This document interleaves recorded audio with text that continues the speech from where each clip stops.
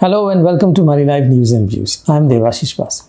Stock markets, as we know, are ruled by sentiments, and sentiments decide the flow of money in and out of the markets. When the market is bullish, we use the term risk on, and when the market is bearish, we use the term risk off.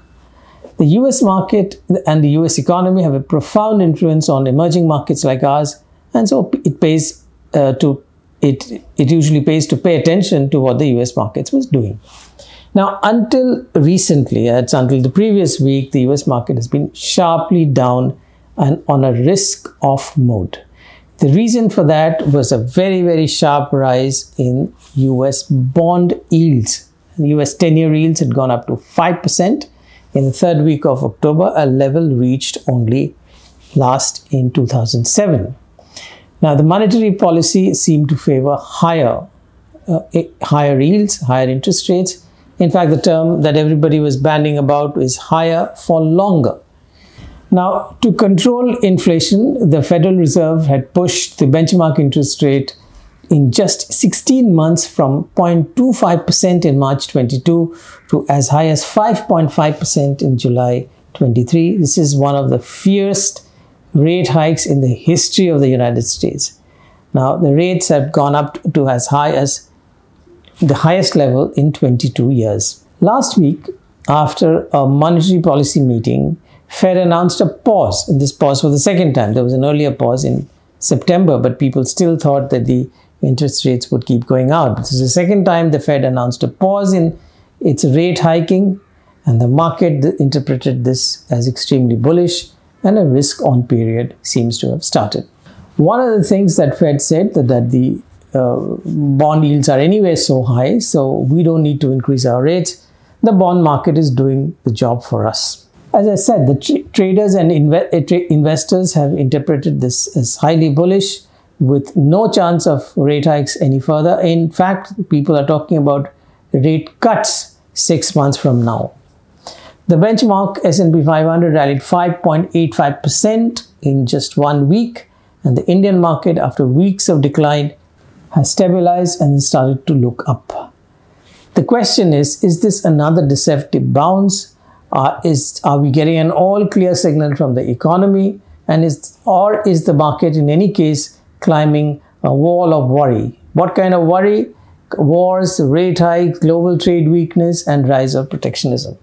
I believe the US economy is not yet out of the woods, and to the extent it influences the global market, one should remain very cautious. The US war over inflation may be over for now, but we have not seen the full impact of a long period of high interest rates, and even today the interest rates remain 5.5% or so.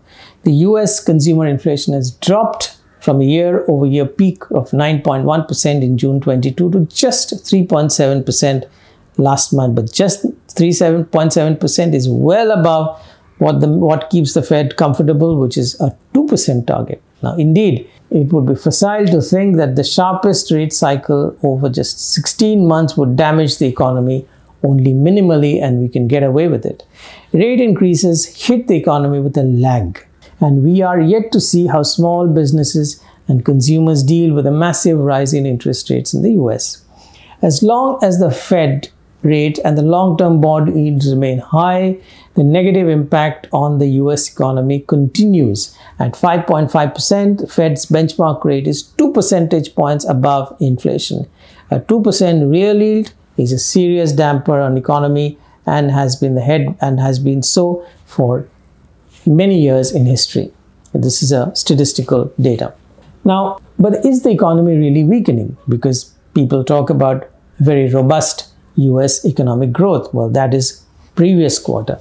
At the margin, there are signs of significant weakening. For instance, the US ISM Manufacturing Index for October was just 46.7, marking 12th consecutive reading below 50. Any reading below 50 signifies contraction. For 12 months in a row, the index has been down. It was 49 last month and 50.20 a year ago. High interest rates make housing unaffordable.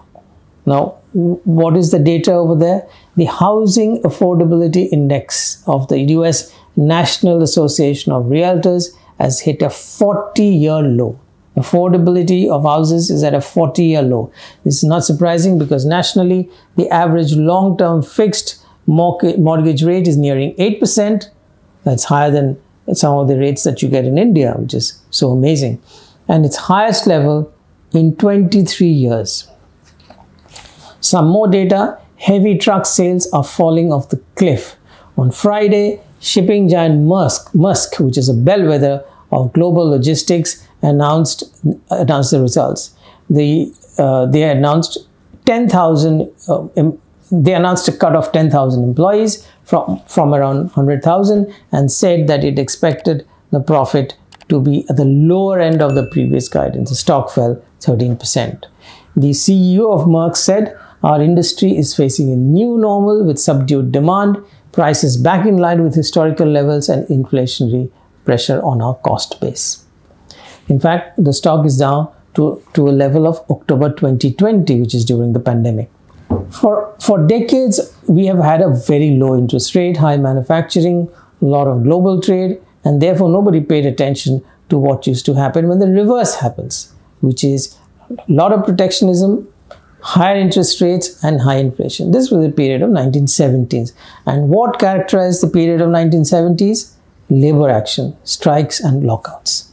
Think of the impact of economic stress on this factor of production.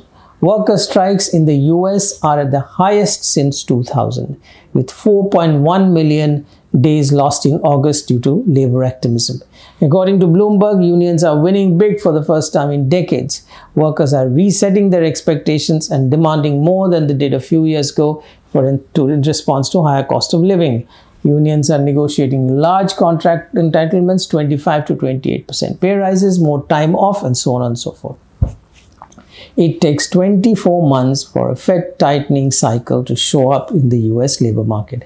It's 20 months now after the first rate hike in March 22, and the unemployment rate in October rose to 3.9%, which is almost a 2-year high.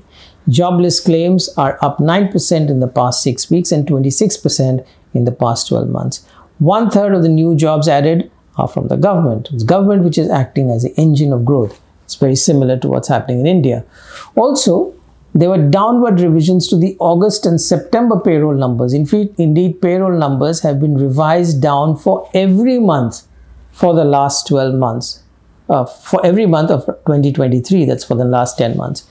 The last time this kind of downward revision happened was in 2008, the year of the global financial crisis.